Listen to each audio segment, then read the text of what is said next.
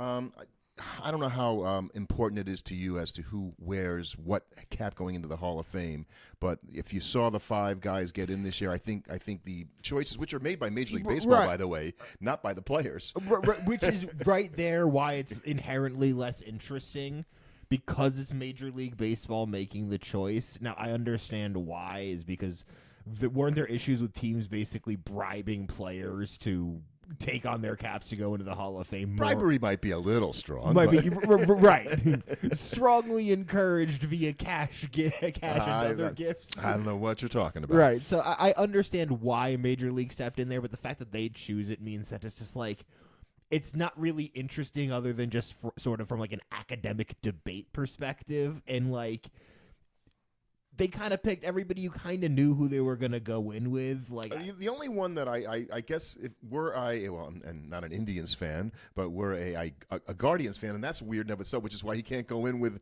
He wasn't a Guardian, he was an Indian. Yeah, but he had a greater success to degree in Cleveland because he was a younger, stronger pitcher then. He won a world championship, did CC with the Yankees.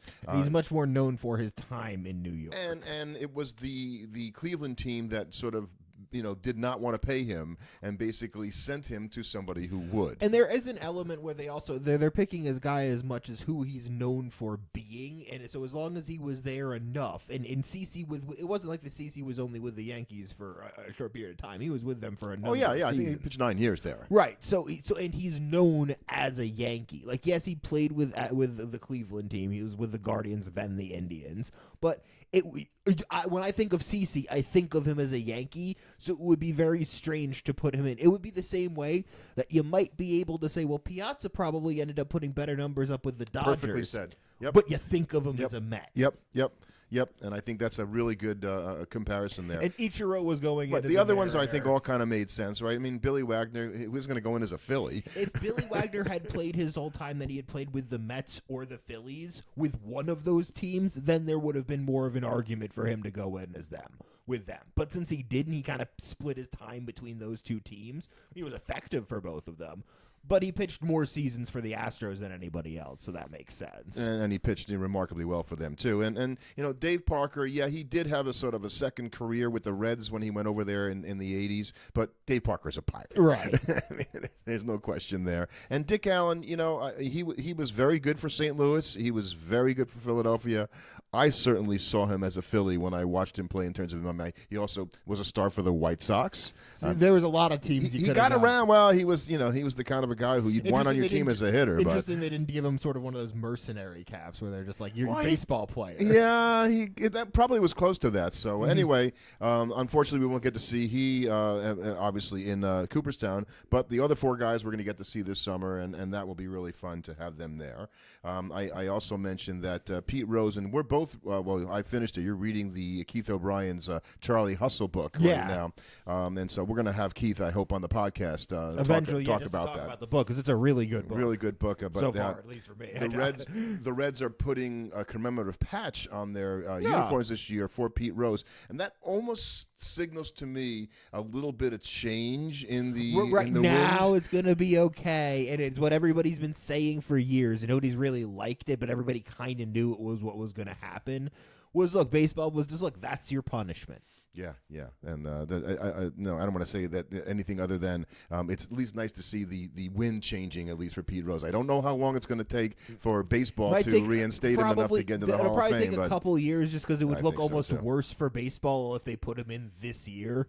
You know what I mean? Like the sooner you put him in to the death, the worse it kind of looks on them in a way. Because then it's just like, okay, yeah, it really was petty then. Yeah, and it really was. So, but how about the Red Sox? Did that surprise you that they went out and signed Alex Bregman? Yeah, I think it does, because you thought, one, he wanted longer. The whole thing was he wanted a longer-term deal, and he took a 3-year deal. Even if there is a second-year opt-out, it's still a 3-year deal. I mean, he's got great Why is he going to opt out at $40 million, by the way? I mean, who's going to pay you more? Right, I guess if you put together 2 good seasons and then you hope to land the 6-year deal, I could have understood the opt-out after 1. I think I did the math in my head, and then the deal that he was offered for 6 years, he's getting 40 for these 3. If he gets $17 million a year in the next 3 years after this contract, it'll equal what he was offered for 6 years. Right, so it's just how you're getting there. And it lowers the club's risk, right, to have him be a $17 million player in years 4, 5, and 6 than have him be a $30 million player in years, or a $25 million player. Though the Red Sox, I kind of understand why they did it, because it's just like I look at the AL East and I fall more and more out of love with the Oriole roster construction every day. I look at the Orioles and I look at the Rays and goes, wow, if I could just take the Rays pitching staff in the Orioles lineup, I'd have a World Series team. Instead, I have 2 teams that I'm just kind of about. Like, I'm sorry when I'm looking at, because who they bring. Zach Eflin can't be your number 1 starter going on a postseason. And we talked about that in our American League, the winter going. All they did was lose Corbin Burns. So that's why when I look at the Red Sox team, I'm like, okay, I kind of get making a signing for a guy like Bregman, because second place in the AL East is probably more up for grabs than people realize. So, and it makes you feel like the Red Sox, you were wondering, like, sometimes, were they trying? They're trying. Okay, they're trying to win. They're side crochet. Right. They've gone kind of, they've pushed their chips a little bit more all in, which makes what they're doing with Tristan Casas at first base pretty interesting, because their plan of playing Bregman at second is just weird. I think so too, and people are afraid to say, but he's apparently, I guess, agreed to this in principle to whatever it can be done, and that's simply because they don't really want to play Devers at third base, but they kind of have to until they do something with Casas. Right, Devers wants to play third base, and they like Casas, who's been a great player, so you don't want to give him up for peanuts, and especially when you're forced into doing it because of positional stuff. So if they're at least willing to show that they're like, no, we're totally okay putting Bregman at second and Devers at third and keeping Tristan Casas, that inflates his trade value if you try and make a deal now with him at the deadline. And by the way, Bregman won the Gold Glove at third base last year, so here's our idea. We're going to play him at second. And we'll continue playing Devers at third, and Devers is a brilliant hitter. Can Devers play second? Maybe. I think he has at some point in his career. But can't be worse than his third base. Exactly. So anyway, I think that's a big move there. I do think it is kind of interesting, though, just because I was looking at the teams this year as we were getting ready for our preseason, previews and going over all the teams. And, after last year where you had the Guardians and the Royals sort of emerge out of nowhere to have unbelievable seasons, I'm like, okay, who's my dark horse pick for this year? Where am I going with it? And I ran into the frustration of, it's like, well, you can't pick the Reds because people are literally picking them to win the division right now. So they're not a dark horse at that point. And you're going to pick the Arizona Diamondbacks and the Texas Rangers, 2 teams a year removed from the World Series. Like they're not really dark horses, are but they? I know somebody's going to emerge at the same time, because there's always some team. You're not counting on the Nationals, are you? No, I just think the Nationals are. They'll be better. They'll be better. It's just they play in too difficult. They're not a dark horse team, like a dark horse team, meaning that they're in it for a wild card deep into September. Or they may not get it, right? Or they're challenging for a division crown. Or even better, yeah. Right. Like the San Francisco Giants stun the world and challenge for the NL West because they play way better than anybody expects. That's a possibility. It's a possibility. That's tough division. Tough division. That's a team that seems at least more dark. More like a it's just interesting thinking about it. Whereas I can think of a whole bunch of teams I don't like this year. Yeah, and it's hard to pick that team. Like, well, what are they going to do? And the Royals aren't a dark horse anymore. Right, and the reason why it worked for the Royals and Guardians, you're like, it is because nobody was picking them to be amazing before the beginning of the year. I mean, maybe some people were, but I have to imagine the average fan was not forecasting them to be particularly good. And so I kind of know maybe it's the Sacramento, the Oakland Athletics all of a sudden are way better than anybody expects. They're going to be way better. Right. So, we did our episode on pinch hitters a few weeks ago. I wish I remembered the number of the episodes, but I don't. We've done so many, I can't remember what number of the. I think it's a good thing. Yeah. Anyway, I saw and David Harris, who writes a great column on math and baseball math. It's a Substack, not a column. Anyway, he talked about the Orioles and that they pinch hit at an average of 346 last year in 127 at bats, and the major league pinch hit batting average last year was 208. So when a team bats 346 so much better, it's like, what the heck happened to the Orioles? And basically, the last time MLB pinch hitters hit all of 220 was 2019. The last time 230, 2008. So pinch hitting, as we talked about in an episode, is a sort of a dying art. And basically, just all of the Orioles had an uncanny, and this is to your point of, gee, did this help the Orioles do better than they would have done because they had this anomaly at pinch hitting? It is kind of interesting because I look at it, and I think one of the things that to explain it is, they had they had 127 at pinch hit at bats. Now, 28 of those went to Ryan Mountcastle and Ryan O'Hearn. So right there, you're already feeling pretty good about that because those are two regular lineup guys getting about, a fifth of your. It's almost a 500 average between the two of those guys, by the way. Right. Well, Mountcastle went 6 for 10, and O'Hearn went 7 That's 13 for 28. It's right they there. did great. Yeah. But it's just like you're thinking right there, okay, I've got of my pinch hit at bats, a lot of them are going to regular lineup guys, which is a good start for doing well. And then you just got unbelievable, Randall Grichuk. I don't think anybody was expecting him to go 14 for 32 pinch hitting. He signed a big contract, and I knew he had a pretty good statistical year in 2024. I didn't realize how much the pinch hitting added to his overall statistics and made it look a little bit better than it might have even been had he been an everyday 5 player. doubles and a home run. Yeah. I mean, Austin Hayes was the slouch, and he's no longer an Oriole, but he went 6 for 14. That's amazing, too. And so you look at that, and I think that's the kind of thing that you only worry about from the perspective of, well, obviously you're not going to do that well this year. Right. Because that's a notorious... That's a fluke. That's a fluke. And we're not saying that because they could still perform better. They could hit 270 this year. It's just that would be a fluke, right? That would be a fluke, but it's at least more realistic right. than expecting them to hit almost 350 again. Yeah, pinch hitting. Yeah. So and so David also put out something that I had no idea about. Here's a good one for you. Ricky Romero and Edinson Volquez, they're both retired pitchers, are the last two pitchers to walk 100 batters in one season. They did that in 2012. So for the past 13 years, nobody's walked 100, excluding 1981 and 1994. That was the strike year, so it was 81. Baseball went 128 straight years from 1882 to 2009 with a 100 walk pitcher every single year. Now we haven't had one in 13 years. Quantrill had 69, leading the National League last year. Cal Quantrill. Really, no Met pitcher had 100 walks. No, that's stunning to me when I think about that. It feels like they did, right? Now, when you think about why that happened, is one obvious reason, and that's fewer innings by 100%. Individual pitchers, right? There's no that's so far away the number one reason. But I also think it's much more of a concentrated effort by today's pitcher to not walk batters, because when these batters have such good eyes that anything that isn't a strike, they're not swinging at for the most part if they're being disciplined.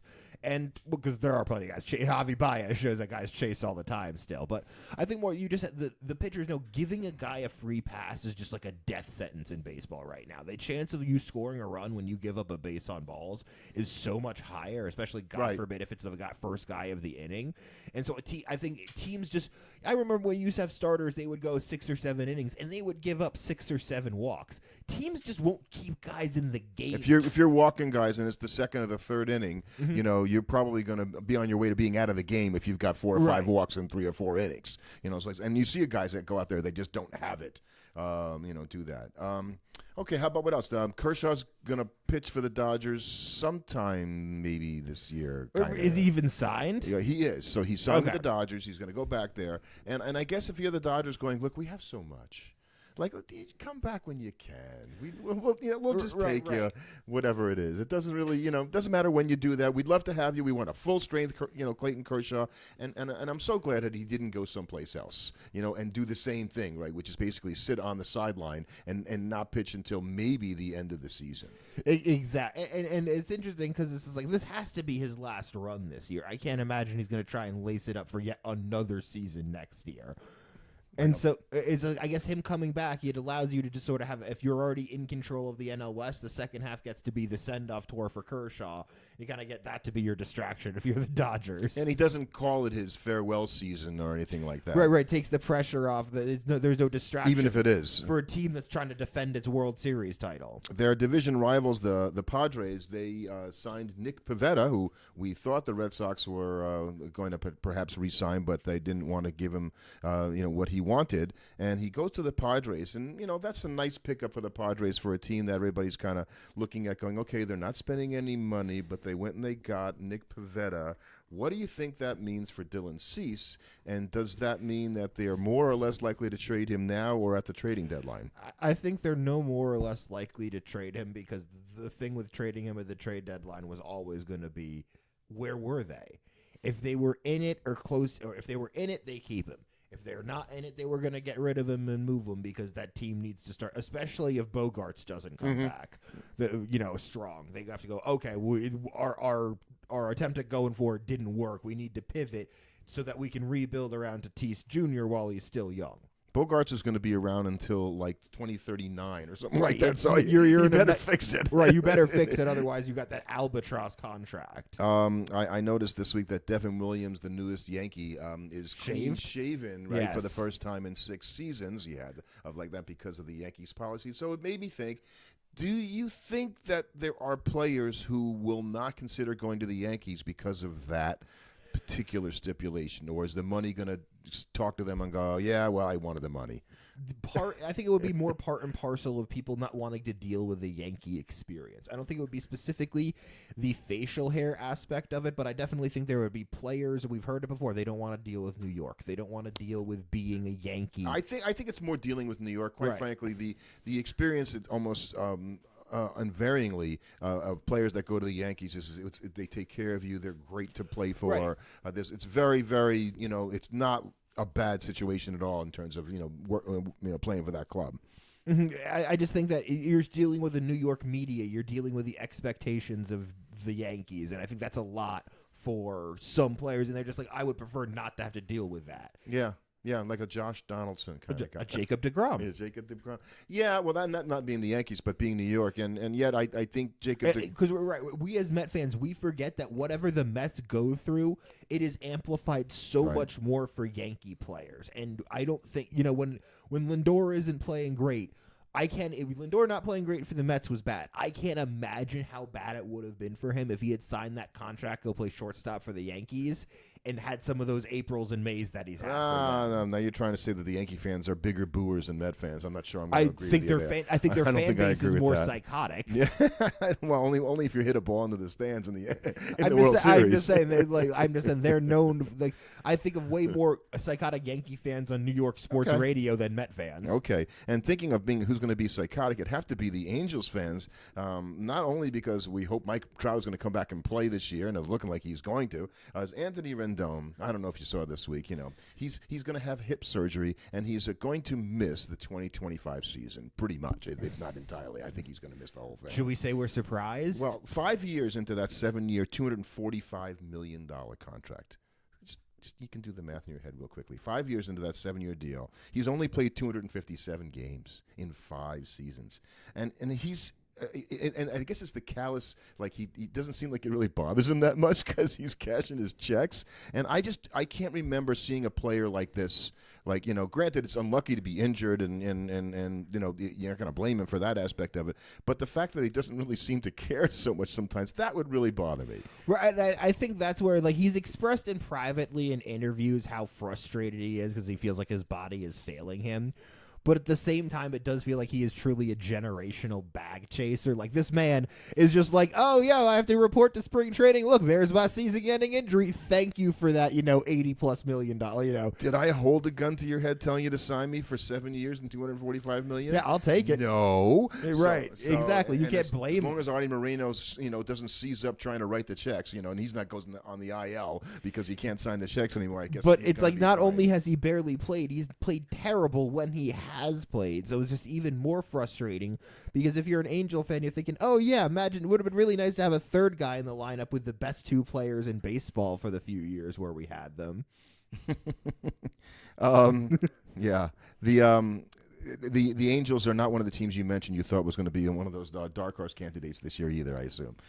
No, I think they're the kind of team that's truly going to be Angels in the outfield, where it's sort of a miracle out of nowhere for them to ever show back up. Unless all of a sudden we see a shift. I just look at that team and go, they've not had a direction while having some of the best players in baseball. Why am I going to think they're ever going to figure it out right now? Obviously, they will at some point, but you can look at teams like the Pirates to know. I mean, yeah, they made a couple, world, playoff appearances here and there, but there are some teams that just go through years and years and years of futility in baseball. Definitely. They would be one of those teams. So I want to talk just for a few minutes because it's a rabbit hole to talk about the Deadball era a lot, but I've been doing a lot of reading on baseball history. Wintertime's the time. I think I've read like 5 or 6 baseball books, over the winter months, which, is what you do. And, or at least what I do. And, the Deadball era, we know is from roughly 1901 when the American League was founded and ended in around 1920 with the abolition as much as anything of the spitball and doctoring the baseball up. So, Deadball as a moniker in of itself isn't necessarily always exactly right. Because I imagine most people think of it as like, oh, they literally made a change to the baseball itself that allowed it to start flying farther. And the baseballs did get changed. The National League was founded in 1876 by A.G. Spalding was one of the guys involved at the founding of it, and he made the baseballs, Spalding baseballs, and so they used the American League when it was founded. They were using essentially the same baseball at the time, but things were changing along the way. And I always like to look at it as so you go in the earlier part of baseball in the 1870s, and guys were throwing they were supposed to pitch it, so they're pitching underhand, right? Okay. And then well, maybe if I throw it faster underhand, I can do a little better, even though you're supposed to pitch it so the batter can hit it. And the guys that had teeny tiny little gloves, finally, they didn't have them at first, they had bare hands, would try to catch the ball, and so then the guys, well, I'll throw it a little bit harder. And then he goes, well, maybe if I go from the side a little bit. So, okay. And Major League, they allow that to happen. They allow the curveball to happen. They're spinning it. They allow this. So the pitcher's like, well, how far can I push this? You to throw it overhand. So finally, they were dominating such that they pushed the mound back in 1893 to 60 feet 6 inches is where it is today. And averages went crazy, right? And people started hitting the ball and all that kind of stuff because it was easier. So you get all the way up to the 1900. Now the pitchers have sort of figured out, okay, we can cut the ball. The young guys have gotten used to throwing from 60 feet 6 inches. And you have these pitchers. You got Cy Young, and you got Rube Waddle, and you got Christy Matthews, and you have Mordecai Three-Fingered Brown. You got these pitchers are Studley to boot, and all that. So they begin to dominate, and they didn't change the baseballs, right? So the baseballs go in the stands, and it's 4 o'clock in the afternoon. The Giants like to play a lot of games in the Polo Grounds at 4 o'clock because it was kind of dusk. Mm-hmm. You couldn't really see for the ball. And so you take this sort of gray ball now out of the stand. You put it back in play. Guys couldn't see it.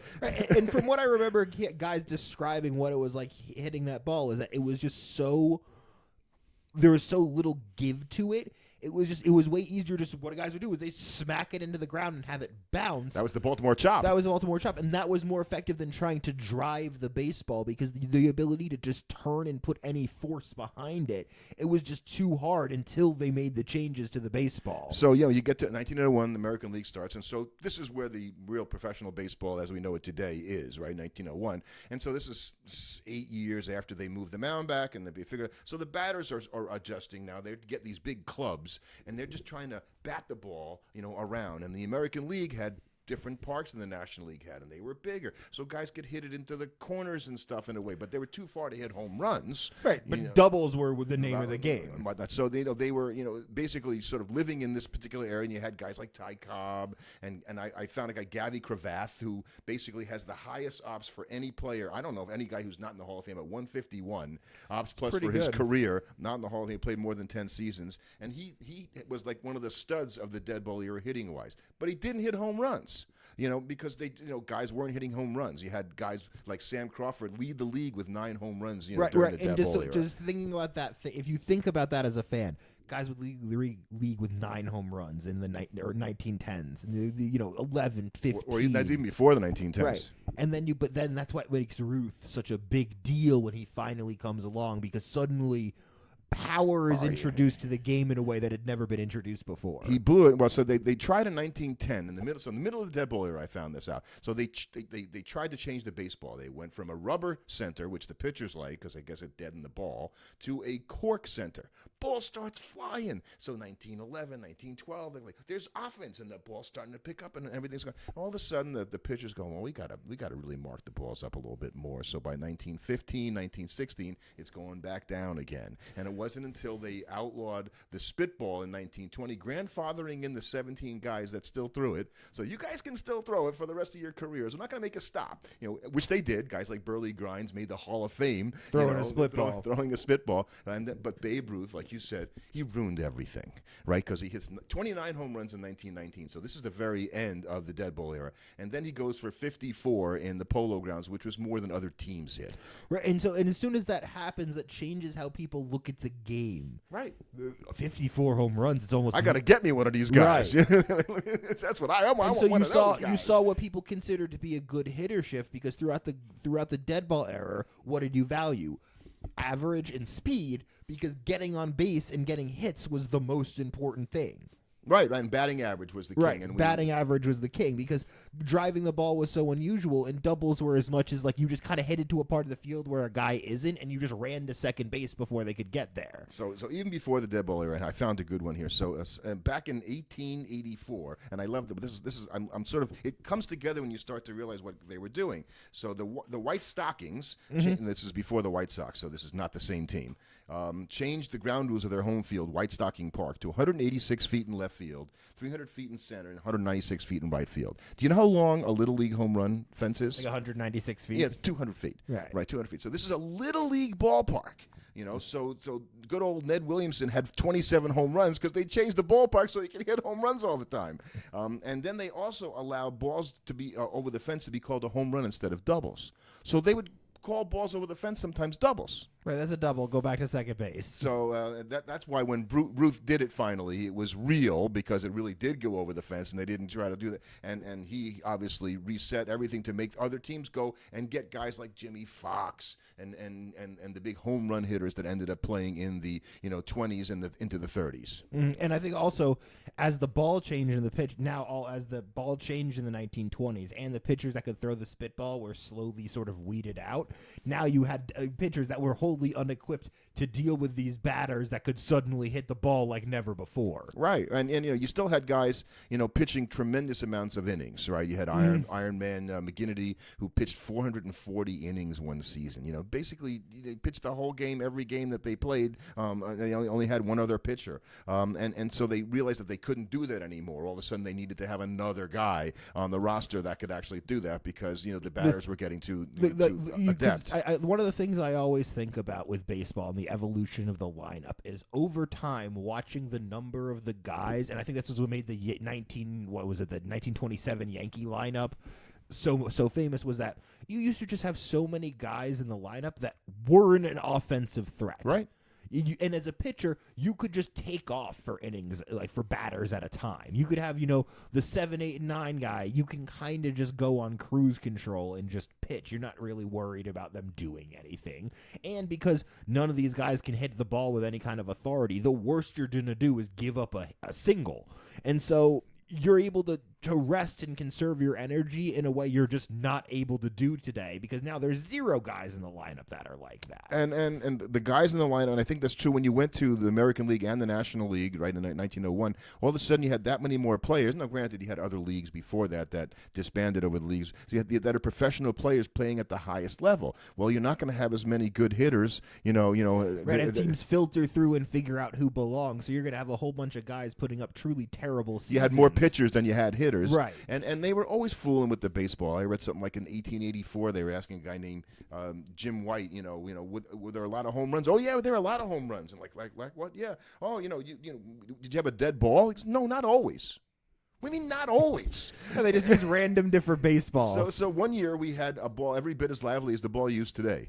I'm like, but then they went away from that. So because they didn't want they realized that the ball was too lively, and they said, no, we can't have too lively ball. We got to go back to a less lively ball. So they've been playing with this for a while. So the dead ball era is not only about the baseball. I think that's the main aspect of it. That it's about the approach. It's about what pitchers were doing to the ball itself. It's about not putting new baseballs into play. It's about the game maturing, right, from where it was as a sort of a club game to really being a really more mature professional game from 1901 to 1920. It evolved from what was essentially a club sport to a professional sport. So and you're getting standardization along with it. I think one of the things that I look more back at as we mourn the loss of minor league teams is the club baseball aspect of it. Sort of what Europe has. You have all of these smaller towns around Europe, England, that have professional soccer teams, and we've lost that in America. And I think that there would be interest in it if we could figure out how to do it. And you used to see that with how the baseball teams were run back then. Factories would have a baseball team as a way of promoting the team. Yeah. And now you kind of just have the professional 32 teams. Right, and when you have a minor league team you're a fan of, you're a fan because it's proximate to where you live. But I don't know that there are too many minor league fans that get vested in the fortunes of their minor league team. It would be very different if your club team was made up of people local to from the your area. town, right? Like worked in the factory. You would care a lot more. Yeah. So anyway, we'll talk more about Deadball here. I don't think that was too long, and we got to talk about the pitchers. We'll do that next week.